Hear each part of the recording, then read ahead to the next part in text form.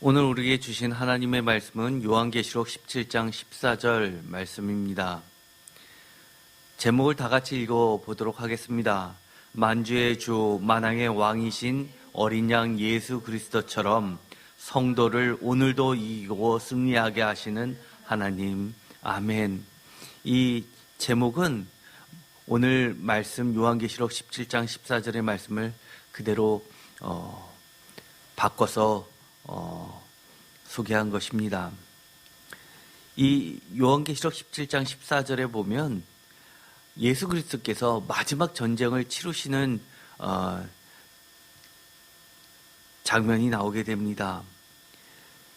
그런데 굉장히 독특한 것이 하나 들어가 있습니다. 그들이 어린 양과 더불어 싸우려니와 라고 하는 것은 적 그리스도 모두를 포함하고 있습니다.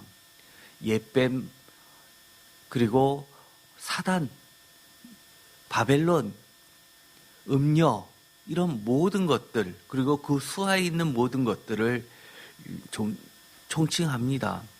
어린 양은 예수 그리스도이십니다. 어린 양을 만주의 주시오 만왕의 왕이시라고 부릅니다. 그런데 이 어린 양이 그들을 이기신다고 이야기합니다. 이 이야기만 들어도 가슴이 벅찹니다. 그런데 제가 오늘 여러분과 함께 나누고자 하는 것은 그 뒤에 있는 말씀입니다. 또 그와 함께 있는 자들, 곧 부르심을 받고 택하심을 받은 진실한 자들도 이기리로다 라고 약속해 주십니다. 표준세 번역으로 다 같이 읽어보도록 하겠습니다. 그들이 어린 양에게 싸움을 걸 터인데 어린 양이 그들을 이길 것이다. 그것은 어린 양이 만주의 주요 만왕의 왕이기 때문에 어린 양과 함께 있는 사람들이 부르심을 받고 택하심을 받은 신실한 사람들이기 때문이다. 아멘. 우리도 그들을 이긴다고 하는 그 이유에 대해서 명확히 하고 있습니다. 바로 우리가 어린 양과 함께 하기 때문입니다. 우리가 주님의 하나님의 부르심을 받고 택하심을 받았기 때문입니다. 뿐만 아니라 진실한 자라고 소개하고 있습니다. 진실한 자를 표준세 번역은 신실한 사람들이라고 이야기합니다. 여러분들은 거룩한 백성, 신실한 사람들입니까? 우리가 너무나 많이 성도라는 말을 하다 보니까 놓쳐버리기 쉬운 개념이 하나 있습니다. 바로 신실한 사람들입니다. 하나님께서, 예수님께서 마지막 때 성도라고 부르시는 사람들은 모두 다 신실한 사람들인데도 불구하고 우리는 주님의 그 신실하심, 하나님의 그 신실하심을 쫓아가지 못하는 자들이 많기 때문입니다. 마지막 때로 갈수록 이미테이션, 진짜가 아닌 가짜들이 설치게 되는데 이름은 성도라고 하면서 하나님의 신실하심, 예수님의 신실하심과는 거리가 먼 이름만 성도들이 점점점 많아지기 때문입니다. 그러나 주님은 그 모두를 성도라고 하지 않습니다. 성도, 거룩한 백성들은 신실한 사람들입니다.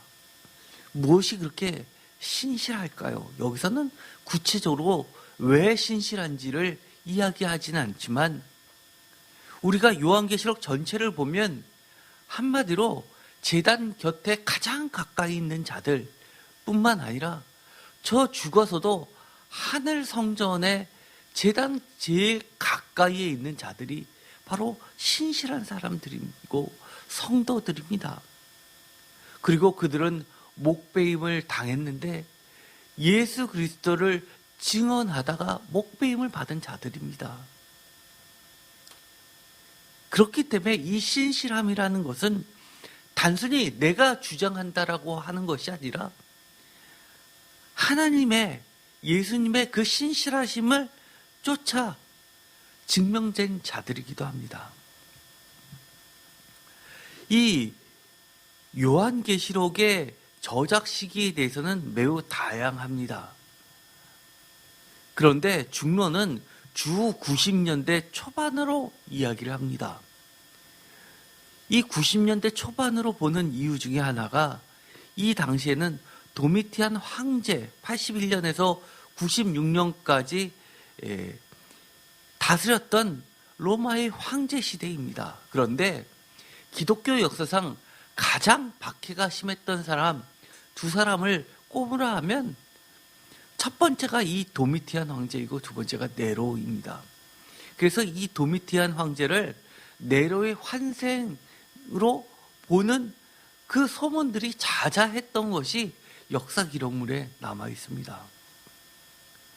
이 도미티안 황제는 기독교인들을 박해했을 뿐만 아니라 자신이 신으로서 숭배될 것을 강요했던 황제 숭배 사상의 절정을 이뤘던 황제입니다. 그래서 자신을 황제를 주와 신으로 경배하게 했습니다. 한마디로 신과 인간이 동격이라는 신인 동격을 주장했던 시저입니다.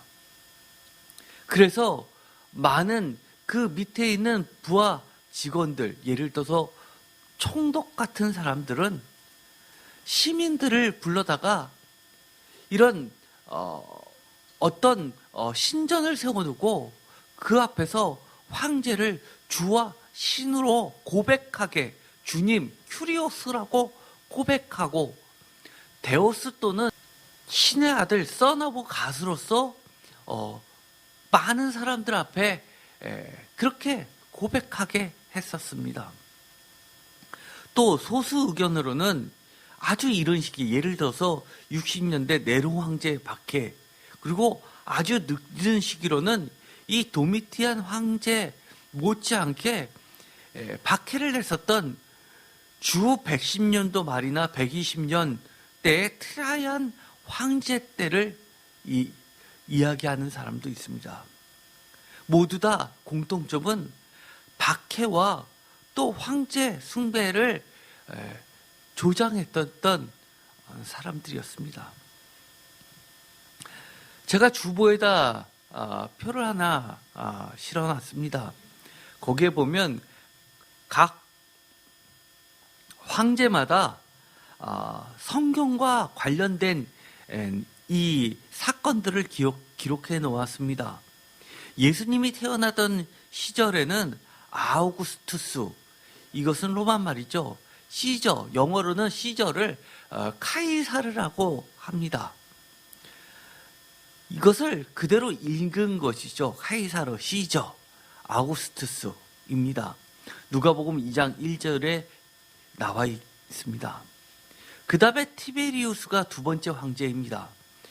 우리가 잘 알고 있는 갈릴리 호수를 티베리우스 호수라고도 부르는 것을 알 수 있습니다.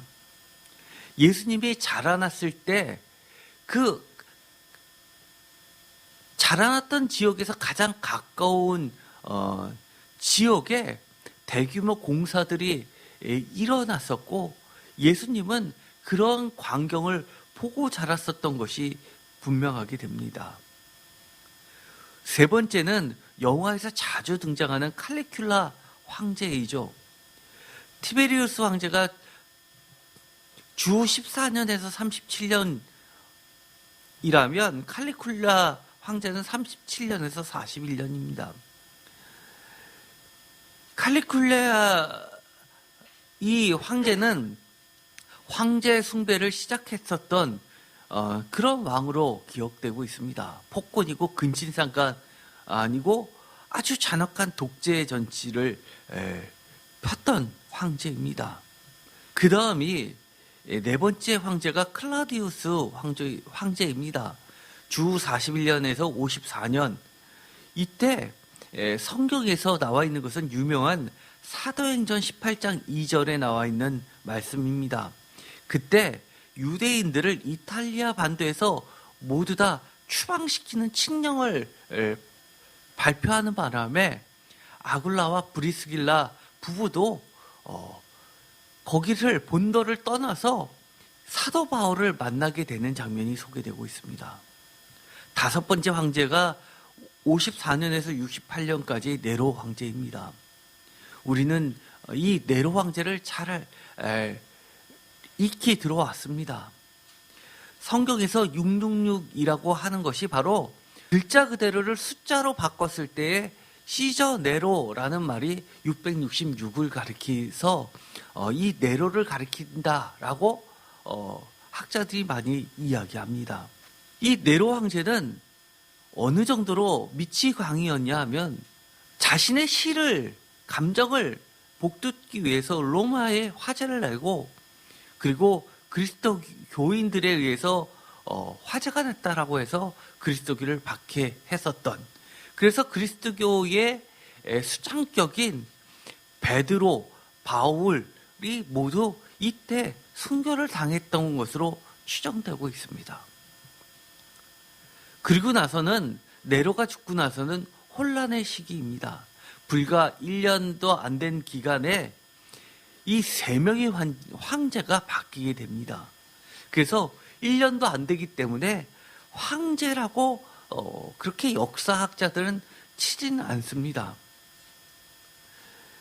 잘바, 오토, 비텔리우스라는 이 3명이 교체되고, 그 이후에 69년에서 79년 사이에 순서로는 9번째, 그리고 역사적으로는 이 6번째라고 부르는 베스파시아누스라는 황제입니다.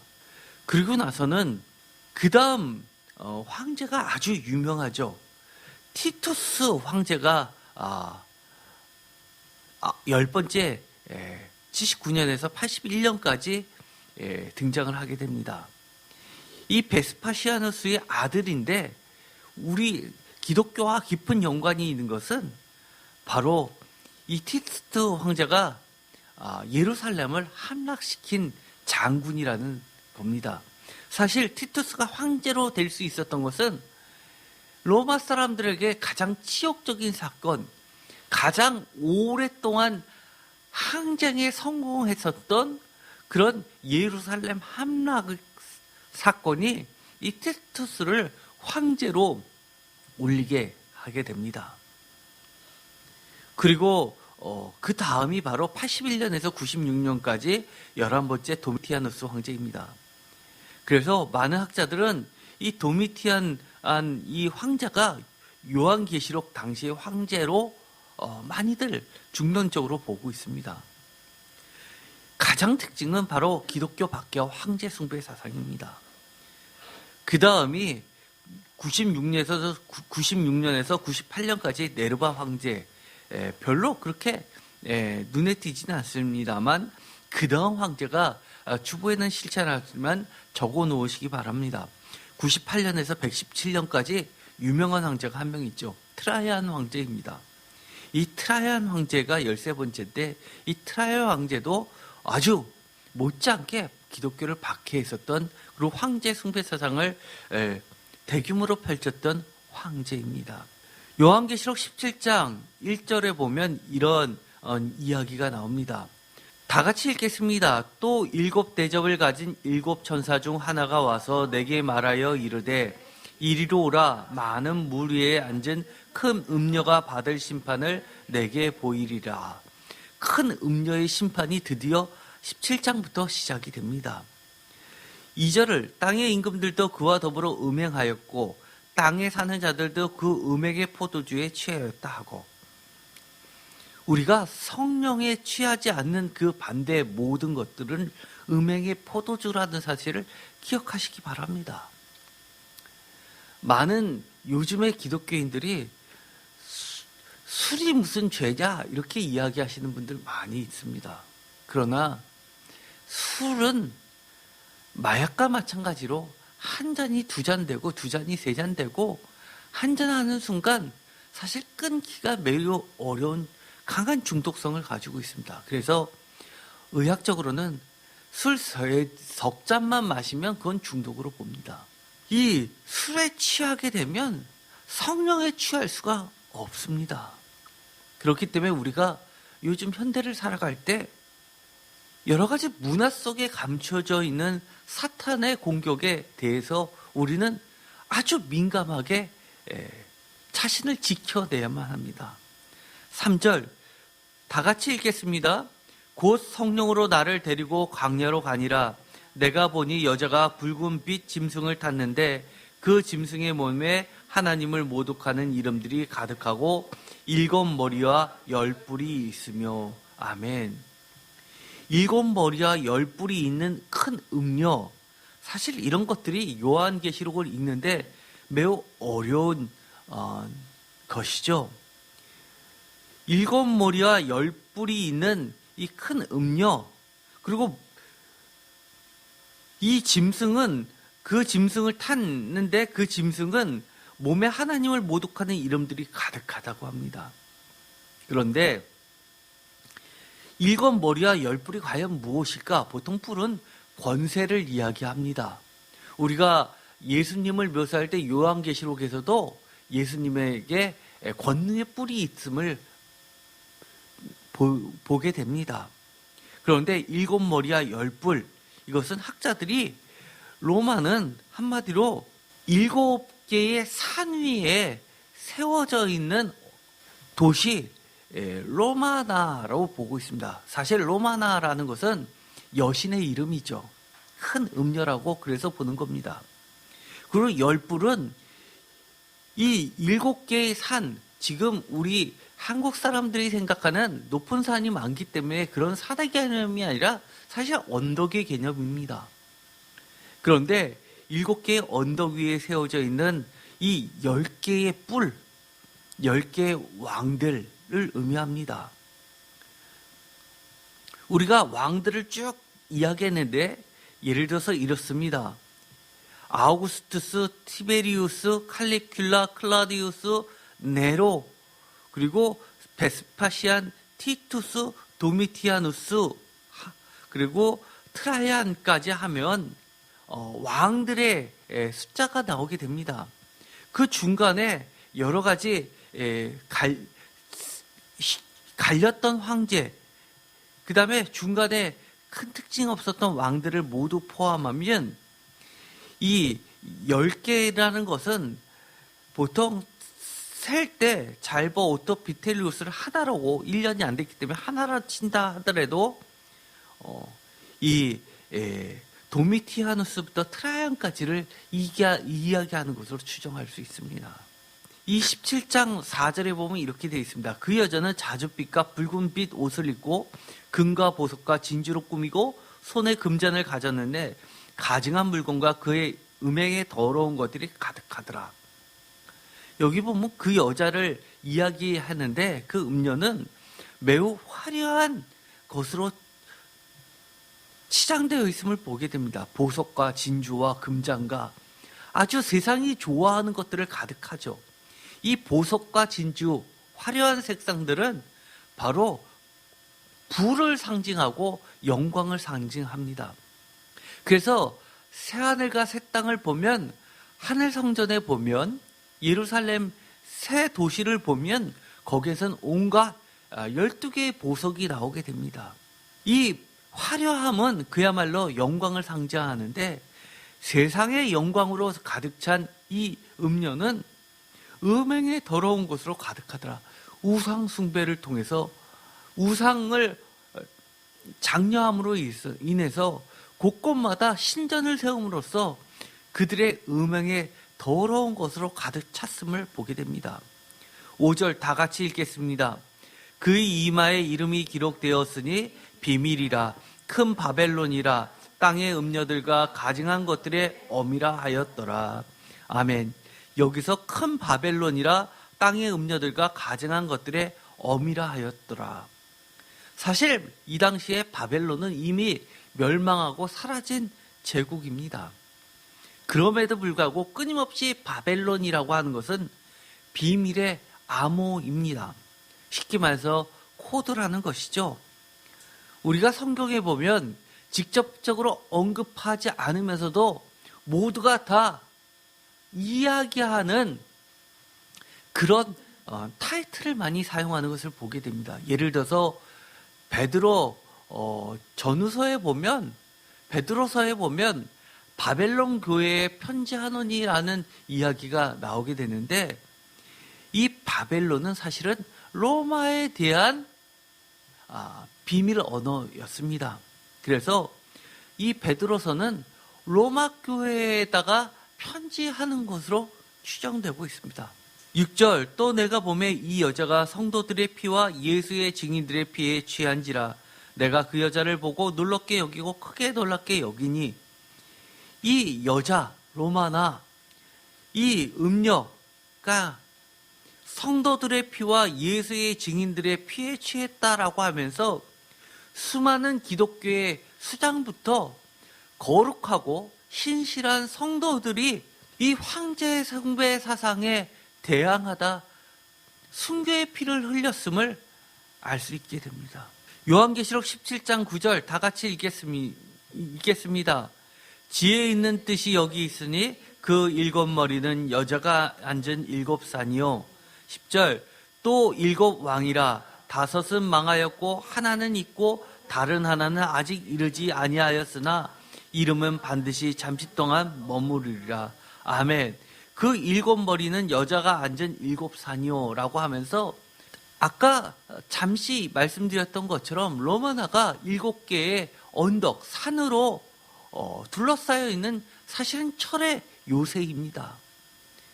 거기에 앉은 이 음녀가 일곱 왕, 다섯은 망하였고 하나는 있고 다른 하나는 아직 이르지 아니하였다라고 하는 것을 보아서는, 다섯을 위부터 쓰면 아우구스투스, 티베리우스, 칼리큘라, 클라우디우스, 네로까지가 다섯이고, 지금은 베스파시아누스, 그 다음에 티투스, 그 다음이 바로 아직 오지 않은 왕은 도미티안 황제임을 간접적으로 보여주고 있습니다.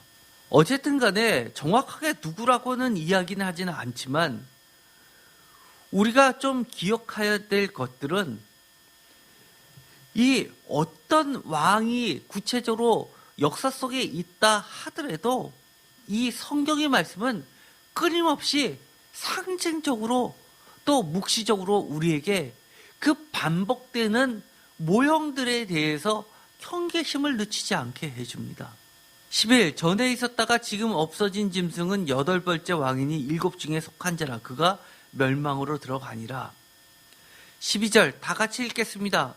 내가 보던 열불은 열왕이니 아직 나라를 얻지 못하였으나 다만 짐승과 더불어 임금처럼 한동안 권세를 받으리라. 아까 표를 보더라도 10번째는 아직 오지 않았지만 앞으로도 계속해서 역사가 반복됨으로써 이 열왕은 언제든지 존재하게 됩니다. 황제 숭배 사상을 이야기할 때 황제를 주와 신, 여기서 신이라는 것은 하나님을 이야기하는 겁니다. 절대신, 자기가 절대주라고 이야기하는 겁니다. 주님과 신으로 또는 신의 아들로서 경배하게 하기 위해서 온갖 신전을 세워놓고 우상을 세우고 절하게 하였습니다.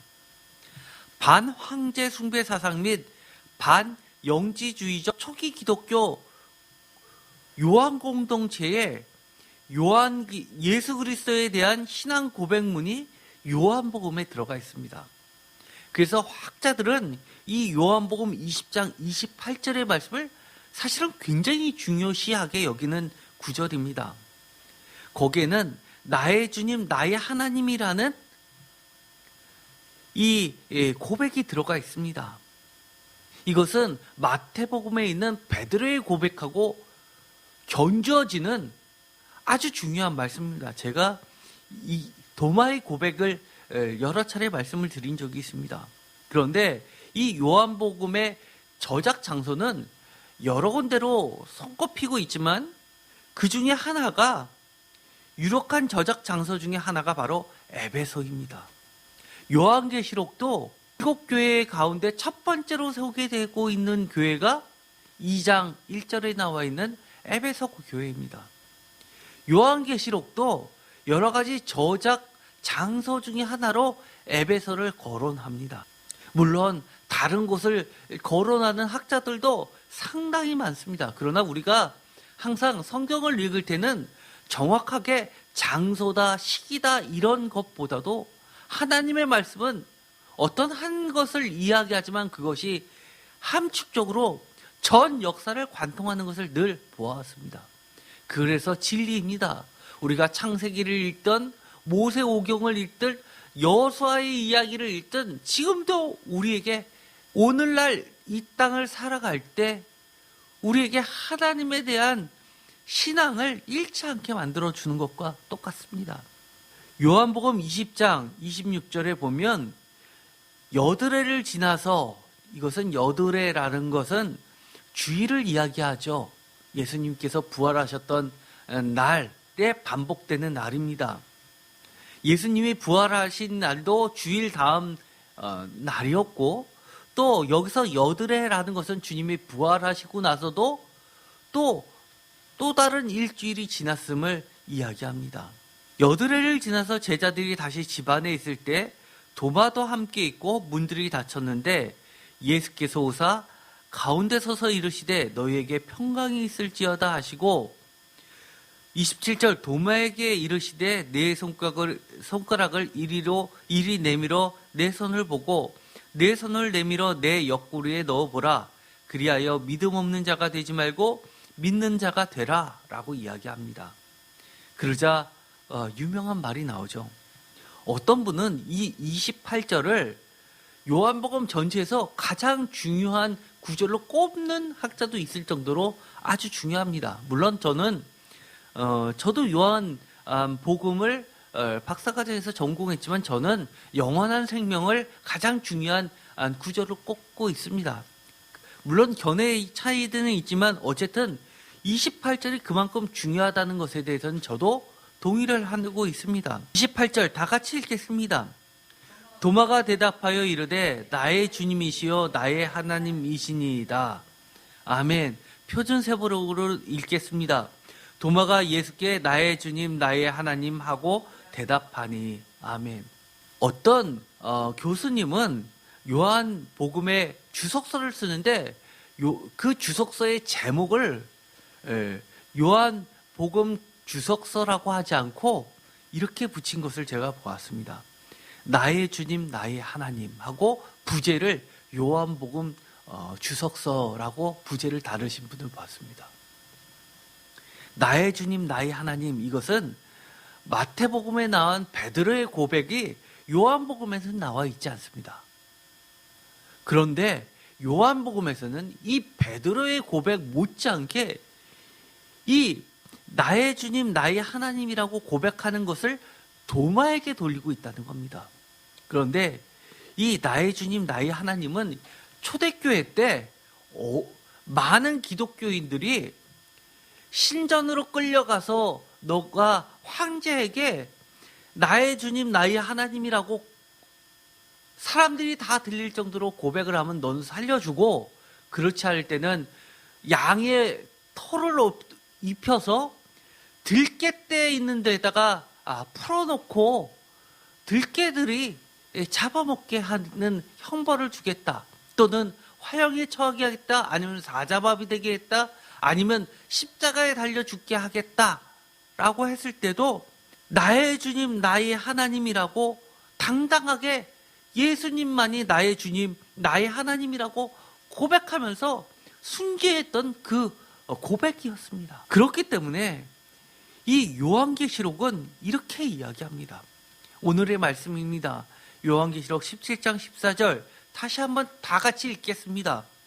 그들이 어린 양과 더불어 싸우려니와 어린 양은 만주의 주시요 만왕의 왕이시므로 그들을 이기실 터이요 또 그와 함께 있는 자들 곧 부르심을 받고 택하심을 받은 진실한 자들도 이기리로다. 아멘. 주님만 이기신다는 것이 아닙니다. 우리도 이기게 된다고 이야기합니다. 왜요? 주님이 이기시기 때문입니다. 우리가 주님께 속하였기 때문에 우리도 이기리로다라고 고백합니다. 로마는 그 당시에 서유럽부터 아시아까지를 다 점령하면서 만주의 주, 만왕의 왕이라고 스스로 불렀습니다. 자신들의 속국들을 주라고 했다면 그는 로마의 황제는 그들 위해서 그들을 다스리는 만주의 주, 만왕의 왕이라고 불렀습니다. 이것은 바벨론 왕도 마찬가지였죠. 페르시아 왕도 마찬가지였습니다. 만주의 주, 만왕의 왕, 그 위에 바로 어린 양이 계시는 겁니다. 어린 양을 만주의 주, 만왕의 왕이라고 부르면서 스스로 하나님의 명칭을 빼앗은 그들에게 너희들은 만주의 주가 아니요 만왕의 왕이 아니라는 것을 어떻게 증명해 보였냐? 자신의 신실한 고백, 예수님에 대한 증거를 어떻게 선포했냐면 나는 죽어도 살겠고 라는 영원한 생명이 예수께 있음을 보여줬던 겁니다. 많은 사람 앞에서 당당하게 죽으면서 나는 다시 살 것이다. 영원한 생명은 하나님께 있다. 너희들이 아무리 죽어도 나는 영원히 다시 살 것이라는 것으로 예수님의 말씀의 핵심을 증명했던 겁니다. 그래서 저는 요한복음을 하면서 요한복음의 핵심 주제는 영원한 생명이라고 그렇게 수차례 말씀을 드렸습니다. 어린 양과 함께 있는 사람들이 부르심을 받고 택하심을 받은 신실한 사람들이기 때문에 이 신실하다는 것은 나의 주님, 나의 하나님이라고 고백하면서 이 육의 죽음 앞에서도 영원한 생명으로서 우리 몸도 다시 살릴 것을 증명했던 자들입니다. 요한계시록의 주제, 고난 중에 있는 성도들이 어떻게 해요? 다 같이 읽겠습니다. 현재를 이기어 새롭게 창조된 영원한 새하늘과 새 땅의 하나님 나라에서 영원한 생명을 누리며 살게 하시는 예수 그리스도의 복음, 기쁜 그리고 좋은 소식. 이것은 제가 요한계시록 개요를 할 때 말씀을 드렸던 겁니다. 요한계시록을 보면 계속 이긴다라는 얘기가 나옵니다. 요한계시록 2장 7절 다 같이 읽겠습니다. 귀 있는 자는 성령이 교회들에게 하시는 말씀을 들을지어다. 이기는 그에게는 내가 하나님의 낙원에 있는 생명나무의 열매를 주어 먹게 하리라. 요한계시록 2장 11절 귀 있는 자는 성령이 교회들에게 하시는 말씀을 들을지어다. 이기는 자는 둘째 사망의 해를 받지 아니하리라. 아멘. 여기서도 이기는 자를 다시 한번 강조합니다. 요한계시록 2장 17절 다 같이 읽겠습니다. 귀 있는 자는 성령이 교회들에게 하시는 말씀을 들을지어다. 이기는 그에게는 내가 감추었던 만나를 주고 또 흰 돌을 줄 터인데 그 돌 위에 새 이름을 기록한 것이 있나니 받는 자밖에는 그 이름을 알 사람이 없느니라. 아멘.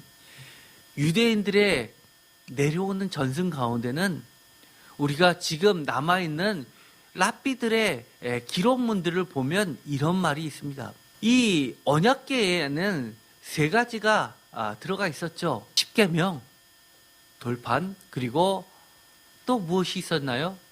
아론의 쌍난 지팡이, 그리고 항아리에 들어가 있었던 것이 있었죠. 뭐죠? 만나였습니다.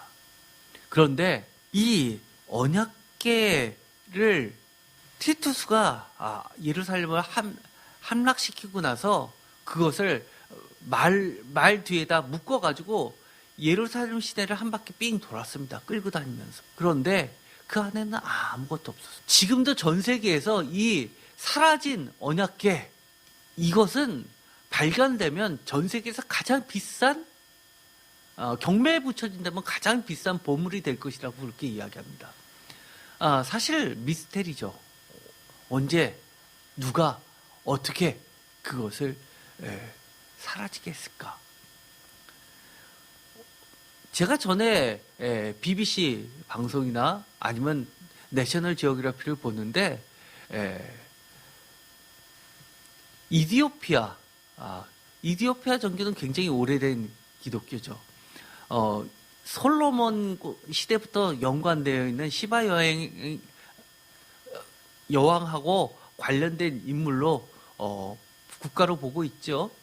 그런데 거기서도 보면 지금도 성소가 있습니다. 거기에는 그 안에 보관돼 있을 것이다 라는 것이 하나의 추정입니다. 그런데 라피드는 어떻게 보고 있느냐? 바벨론에 의해서 멸망되기 전에 예레미야가 그 안에 있는 것을 숨겼을 것이다 라는 그런 전승이 내려오고 있습니다. 그래서 그 만나를 감추어진 만나라고 부르고 있습니다. 그 이후부터. 그것이 언제 다시 만나가 내릴 것이냐? 마지막 때 하늘에서 만나가 내릴 것이다. 새로운 만나가. 그래서 영원한 생명을 줄 것이다 라는 전승을 가지고 있습니다. 사실 우리들은 그런 걸 믿지 않죠. 무슨 전설의 고향도 아니고 그런 것들이 있냐라고 하는데 그들은 그것을 신앙으로 받아들여서 지금도 그들은 믿고 있습니다. 그래서 이 감추었던 만나 이야기가 요한계시록에 다시 나오게 됩니다. 감추었던 만나를 준다고 하는 겁니다. 이 이야기는 영원한 생명을 주겠다라는 겁니다. 요한계시록 2장 26절 다 같이 읽겠습니다. 이기는 자와 끝까지 내일을 지키는 그에게 만국을 다스리는 권세를 주리니. 요한계시록 3장 5절 이기는 자는 이와 같이 흰옷을 입을 것이요 내가 그 이름을 생명책에서 결코 지우지 아니하고 그 이름을 내 아버지 앞과 그의 천사들 앞에서 시인하리라. 요한계시록 3장 12절 이기는 자는 내 하나님 성전의 기둥이 되게 하리니 그가 결코 다시 나가지 아니하며 내가 하나님의 이름과 하나님의 성 곧 하늘에서 내 하나님께로부터 내려오는 새 예루살렘의 이름과 나의 새 이름을 그 위에 기록하리라. 마지막 때까지 이기는 자들에 대한 여러 가지 보상이 나오게 됩니다. 흰옷. 우리는 늘 그리스도의 피로 우리의 옷을 깨끗하게 빨아야 되죠. 이단들이 자신들이 집회를 하면 다 흰옷들을 입고 나오죠. 그것들은 흰옷이 아니라 상복입니다. 상복. 오직 그리스도의 피로 정결된 것만이 흰옷이라 할 수 있습니다. 요한계시록 3장 21절 다 같이 읽겠습니다. 이기는 그에게는 내가 내 보좌에 함께 앉게 하여 주기를 내가 이기고 아버지의 보좌에 함께 앉은 것과 같이 하리라. 아멘. 너무 멋지지 않나요? 그래서 이 보좌에 앉으신 분은 하나님이라고 말씀을 드렸습니다. 그런데 3장이 지나서 4장과 5장에서 가장 핵심이 되는 말씀이 있다고 그랬죠. 그것이 뭐였죠? 4장에 보면 어린 양이 보좌에 앉으신 분으로부터 이 두루마리를 받는 겁니다. 권력 이양입니다. 그래서 학자들은 그걸 뭐라고도 이야기하냐면 왕의 귀환이라는 말을 합니다. 사실 스타워즈에서 리턴스라는 말을 쓴 거는 요한계시록의 이 스토리를 사실은 베껴다가 쓴 겁니다. 예수님께서 하늘나라에 계셨다가 이 땅에 오셨다가 십자가에 달려 돌아가시고 다시 부활 승천하셔서 하늘로 올라가시면서 왕의 기한을 이야기하는 겁니다. 그래서 하나님께서 다시금 부활 승천하신 어린 양에게 그 심판의 전권을 이양하는 것이 바로 4장과 5장의 가장 핵심 내용입니다. 그런데 그 보좌에 앉으신 분은 그 옆에 어린 양이 앉고 또 어린 양이 옆자리에 또 이기는 자들에게 함께 앉게 하겠다는 겁니다. 그렇다는 이야기는 이기는 신실한 성도들은 로마식으로 표현하면 만주들이 되는 겁니다. 그 밑에서 다스리는 여러 왕들이 되는 겁니다. 주님은 만주의 주시오 만왕의 왕이라고 고백하는 겁니다. 그런데 이 이기는 자라는 이 중요한 개념은 요한계시록의 핵심 주제 중에 하나입니다. 요한계시록을 우리에게 주신 것은 우리도 이길 수 있다라는 확신과 우리도 어려움 속에도 이기게 해주시는 중요한 말씀입니다. 요한계시록 6장 2절 다 같이 읽겠습니다. 이에 내가 보니 흰말이 있는데 그 탄 자가 활을 가졌고 면류관을 받고 나아가서 이기고 또 이기려고 하더라. 요한계시록 11장 7절 그들이 그 증언을 마칠 때 무적행으로 올라오는 짐승이 그들과 더불어 전쟁을 일으켜 그들을 이기고 그들을 죽일 터인데, 이것은요 마지막 때 이 성도들을 죽이는 사탄의 무리들입니다.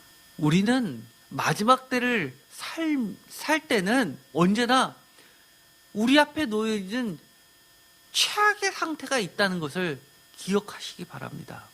요한계시록 12장 8절, 이 12장은 또 왜 중요하냐면 왜 이 땅에서 이러한 일들이 벌어지는 원인을 알려줍니다.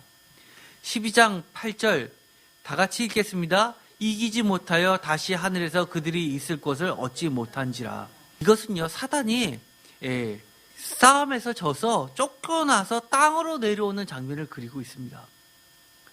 하늘에 더 이상 있을 곳이 없으니까 이 사탄들이 땅에 내려와서 땅을 괴롭힌다고 보는 겁니다. 우리가 이렇게 살다 보면 왜 이 땅이 이렇게 힘들지, 이렇게 신앙생활이 어렵지라고 한다면 그들이 하늘에 있을 곳이 없기 때문인 겁니다. 요한계시록 13장 7절 다 같이 읽겠습니다. 또 권세를 받아 성도들과 싸워 이기게 되고 각 족속과 백성과 방언과 나라를 다스리는 권세를 받으니, 잠시 그들은 성도들과 싸워서 이기는 권세를 받게 됩니다. 그러나 그것은 영원하지 않다는 것을 분명히 아십시오. 요한계시록 15장 2절 다 같이 읽겠습니다. 또 내가 보니 불이 섞인 유리 바다와 같은 것이 있고 짐승과 그의 우상과 그의 이름의 수를 이기고 벗어난 자들이 유리 바닷가에 서서 하나님의 검문고를 가지고, 우리가 마지막 도석에 들어갈 때 유리 바다를 건너는 이야기가 나오게 됩니다. 마치 출애굽을 연상시키게 됩니다. 이기는 자들을 다시 한번 말해주고 있습니다. 요한계시록 17장 14절 다 같이 읽겠습니다. 그들이 어린 양과 더불어 싸우려니와 어린 양은 만주의 주시오 만왕의 왕이심으로 그들을 이기실 터이요 또 그와 함께 있는 자들 곧 부르심을 받고 택하심을 받은 진실한 자들도 이기리로다. 바로 이 말씀이 오늘의 말씀입니다. 요한계시록 21장 7절 다 같이 읽겠습니다. 이기는 자는 이것들을 상속으로 받으리라. 나는 그의 하나님이 되고 그는 내 아들이 되리라. 아멘. 나는 그의 하나님이 되고 그는 내 아들이 되리라. 이 말이 조금 변형된 게, 나는 그의 하나님이 되고 그는 나의 백성이 되리라. 이것은 어디에 나온 말이죠? 그 유명한 말, 구약과 신약을 이야기할 때 신약 어디서 나왔다는 말씀을 드렸죠? 예레미야서 31장 31절.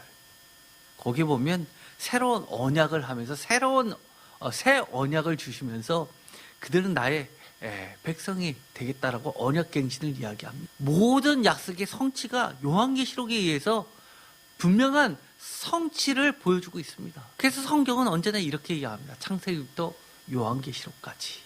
그런데 우리가 조심해야 될 것이 있습니다. 이긴다는 말씀을 잘못 이해하면 어떻게 되느냐? 승리, 긍정 마인드 이퀄 믿음 이퀄 축복 이퀄 은혜. 이것처럼 잘못된 말이 없습니다. 군대에서 하면 된다 식으로 하는 것이 성경에서 이야기하는 승리가 아니고 믿음이 아니라는 겁니다. 오늘날 많은 교회들이 설교를 하면서 믿음을 이야기하면서 마치 긍정 마인드가 믿음인 것처럼 이야기하는 것 늘 경계하십시오. 수단과 방법을 모두 동원해서 이기는 것이 승리가 아니라는 것 분명히 말씀해 주십시오. 분명하게 우리는 알아야 합니다. 요한계시록을 보면 수도 없이 이긴다는 말씀을 해주시고 이기게 하신다고 하면서 이길 방법을 가르쳐 주는데 그것은 긍정 마인드가 아닙니다. 요한계시록조차도 무엇이 승리이며 어떨 때 인내하며 끝까지 견딜 것을 분명하게 조건을 걸고 있습니다. 요한계시록 17장 14절에 따르면 성도는 주님이 이기신 것에 주님의 말씀으로 믿음을 따라 은혜로 승리하는 것입니다. 주님이 이길 생각도 하지 않으셨던 것들에 대해서 목숨 거는 성도는 자신의 육적 욕심에 지는 것입니다. 우리는 반드시 말씀에 비춰서 되돌아봐야만 합니다. 그러니까 이 땅에서 잘 사고 잘 먹고 하는 것들에 대해서 목숨 걸고 어떻게든 이겨보려고 하는 것들은 분명하게 패배입니다. 주님이 이기신 것들에 대해서, 주님이 이기신 방법대로 우리가 나아갈 때만 그것이 은혜이고 축복이고 믿음이고 그것이 승리입니다. 오직 먼저 그의 나라와 의를 구하면 나머지들도 주님이 허락해 주시는 것이 은혜입니다. 신명기에 보면 이런 축복의 말씀을 하시죠. 너가 심지 않은 것을 먹게 해주겠다. 네가 따지 않은 것을 따서 먹게 해주겠다. 우리는 거룩한 하나님의 나라에 끊임없이 씨를 뿌려야만 되는 겁니다. 제가 전에도 말씀을 드렸죠. 여호수아에서 이스라엘 백성들에게 사실 광야에서처럼 하나님이 직접 돌보시고 만나와 메추라기를 끊임없이 먹여주면서 그렇게 살게도 하실 수 있음에도 불구하고 땅을 허락해 주신 이유, 그것은 하나님 나라를 이루기 위해서, 하나님 말씀대로 살게 하기 위해서 그들에게 땅도 주시는 겁니다. 그런데 우리가 땅을 얻기 위해서 하나님을 믿기 시작하면 그것이 겉으로 보기엔 승리인 것 같지만, 축복인 것 같지만 결국 우리는 하나님의 나라에 못 들어가게 됐다는 사실을 요한계시록은 끊임없이 얘기해주고 있습니다. 대표적으로 고린도후서 1장 10절에 보면 사도 바울도 승리를 이야기한 것이 나옵니다. 고린도후서 1장 8절 다 같이 읽겠습니다.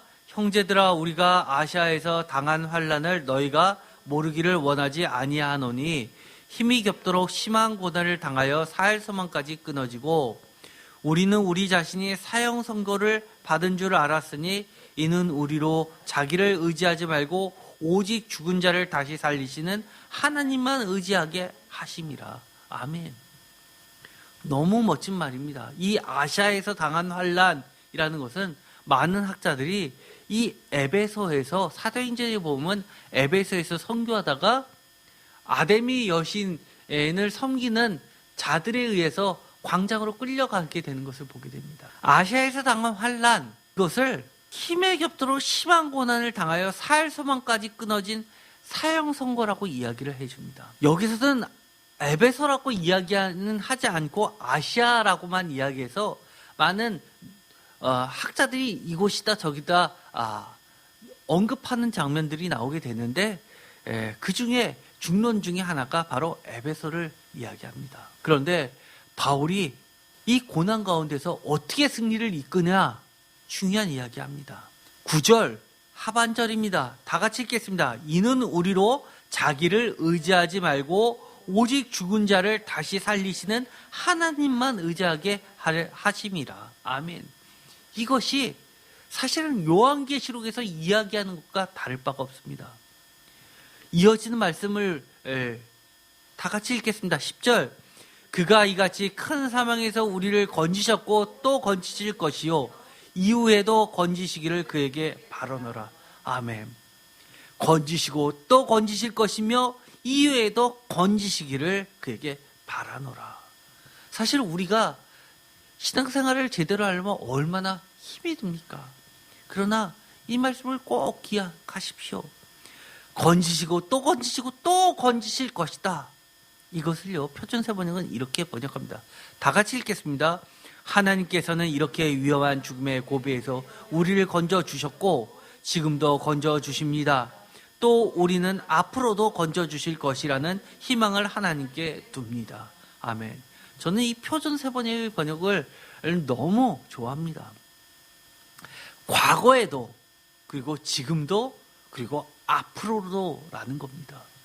제가 수술을 중환자실 2번을 받으니까요, 이 2번째 수술과 첫 번째 수술은 강도가 틀립니다. 2번째 수술은 첫 번째 수술보다 한 100배는 더 힘들었습니다. 2번째 수술을 이야기하면 저는 누차 말씀드렸죠. 살 소망이 없었다고. 일단 제 체력이 안 됐습니다. 어떻게 견딜 수가 없었습니다. 하루에 2번 중환자실에 면회가 허락되는데 시계를 보면서 버텼습니다. 왜요? 그때 강사모가 잠깐 들어와서 30분 동안 성경 말씀 하나 딱 얘기해 주고 갑니다. 그러면 나머지 12시간 동안 그 성경 말씀 붙잡고 도돌이표로 계속 머릿속으로 외우고 반복해서 읽고 그렇게 해서 버텼습니다. 11절 다 같이 읽겠습니다. 너희도 우리를 위하여 간구함으로 도우라. 이는 우리가 많은 사람의 기도로 얻은 은사로 말미암아 많은 사람이 우리를 위하여 감사하게 하려 함이라. 우리가 승리했을 때, 뒤를 돌아봤을 때 조금이라도 그래, 내가 실력이 있어서, 내가 이것이 있었기 때문에, 내가 능력이 있었기 때문에, 내가 좋은 대학을 나왔기 때문에, 내가 좋은 인맥을 갖췄기 때문에, 내가 그동안 있었던 자산이 좀 있었기 때문에, 아파트가 있었기 때문에, 경험이 많았기 때문에 라고 조금이라도 생각이 든다면 그건 승리 아닙니다. 돌이켜보니 야, 정말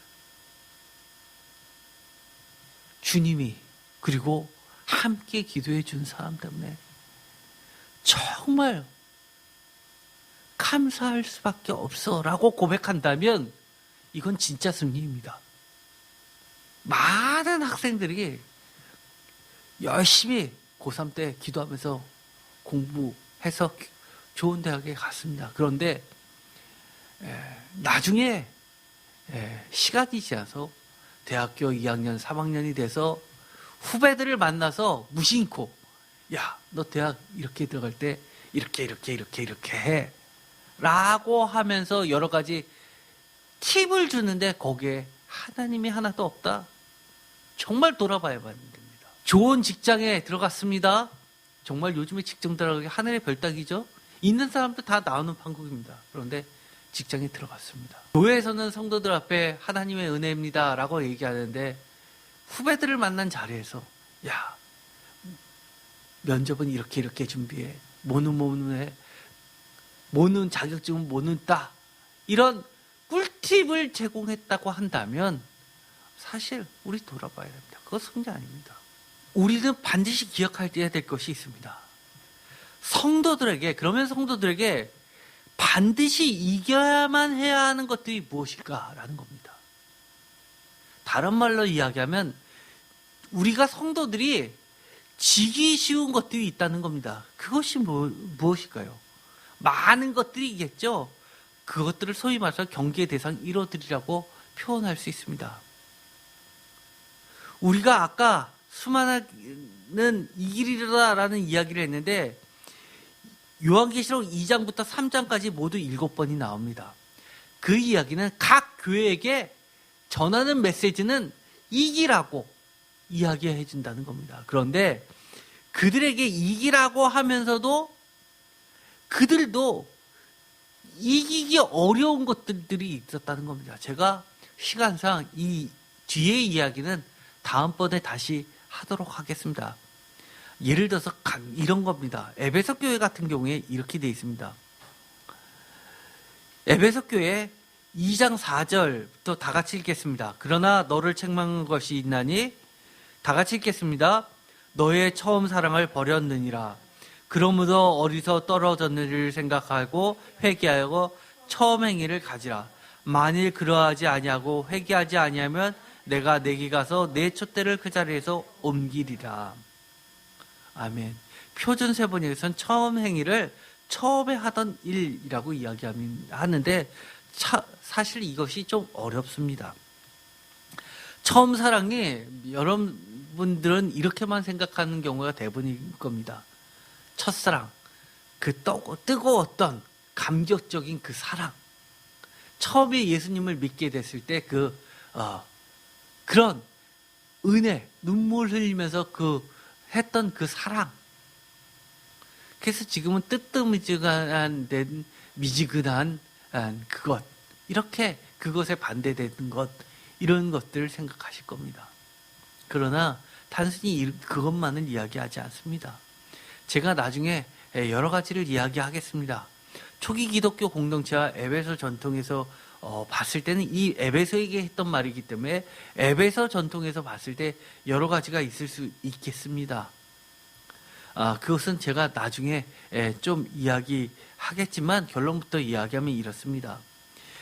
요한계시록 2장 4장의 처음 사랑이라는 건 첫 번째는 시간적으로 처음 사랑과 열정을 이야기합니다. 우리들이 많이 알고 있는 이야기죠. 예수 그리스도를 증거하는 사도적 교회였다는 겁니다. 대표적으로 예수님에 대한 사랑과 열정, 성교적 측면의 증언의 빛을 이야기합니다. 두 번째는 이거는 잘 모르실 겁니다. 형제와 이웃에 대한 사랑도 처음 사랑입니다. 마태복음 24장 12절에서 14절까지 보면 마지막 때는 식어지는 사랑을 이야기합니다. 그래서 이 처음 사랑이라는 것은 형제와 이웃에 대한 사랑을 이야기합니다. 크게 두 번째는 처음 사랑은 첫 번째 사랑, 이 시간적으로 첫 번째 사랑이 아니라 첫 번째 으뜸신앙을 이야기합니다. 이것은 순수한 적통, 올바른 정통신앙을 이야기합니다. 쉽게 말해서 유대교, 헬레니즘 문화 이런 것들에 혼합된 기독교가 아니라 사도들에 의해서 가르쳐지고 전수되어 온 하나님과 예수 그리스도 말씀에 올바로 뿌리내린 신앙입니다. 이것이 바로 으뜸신앙입니다. 그래서 우리가 사도들의 증언을 굉장히 중요시하죠. 왜냐하면 이 사도들의 증언에 의해서 이 신학이 형성되었기 때문입니다. 왜 사도들의 증언을 그토록 중시했냐? 사도들, 쉽게 말해서 예수님으로부터 직접 온 가르침이 아닌 다른 가르침으로 위장된 것을 경계하기 위한 겁니다.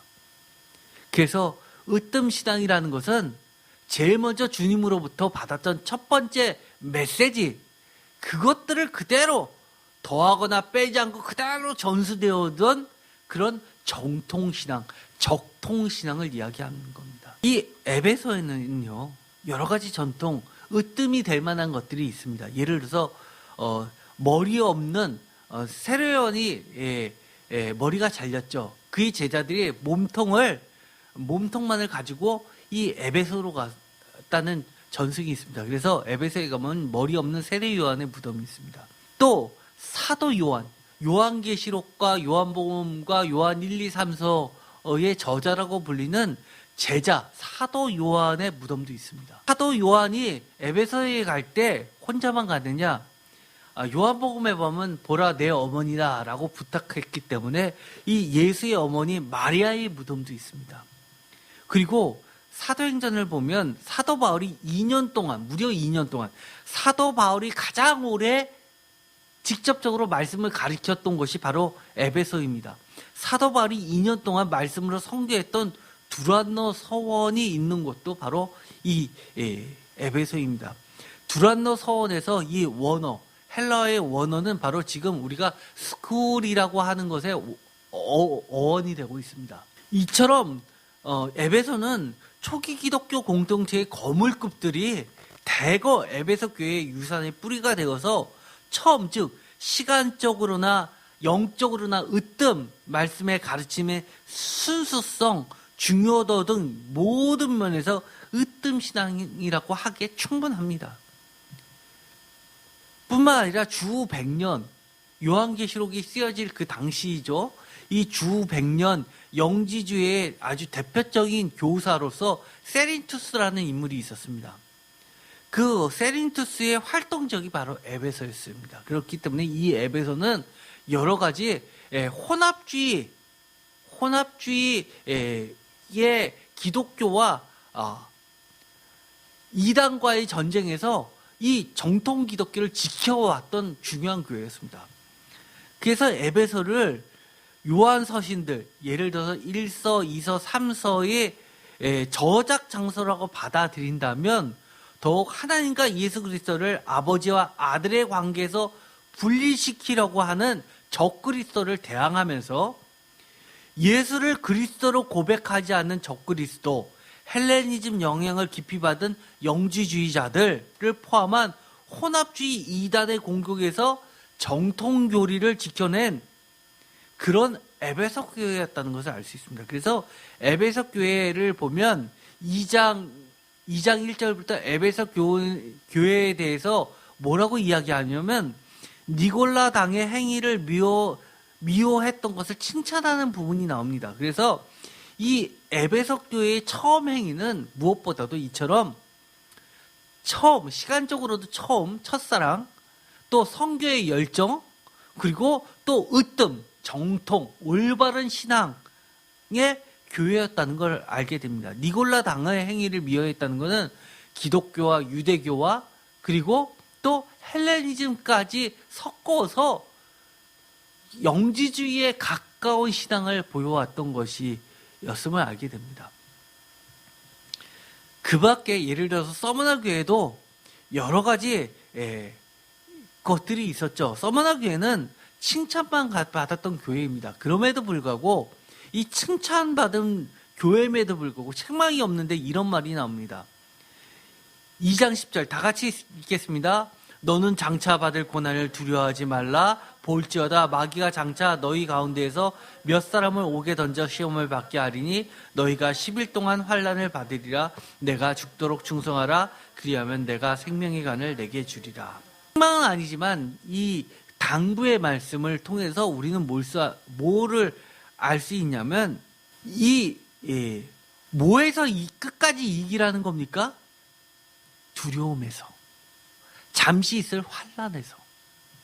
그렇다는 이야기는 우리가 여러 가지 이겨야 될 대상들이 나오는데 그 이겨야 할 대상들을 우리가 특별히 2장, 3장 여러 교회에서 책망 부분들 나오는 것들을 우리도 오늘날 이겨야 할 대상, 그리고 그들이 이겼던 예수님의 이길 수 있는 꿀팁을 우리도 우리 신앙생활에 적용하면서 이겨나가야 된다는 것을 말해주고 있습니다.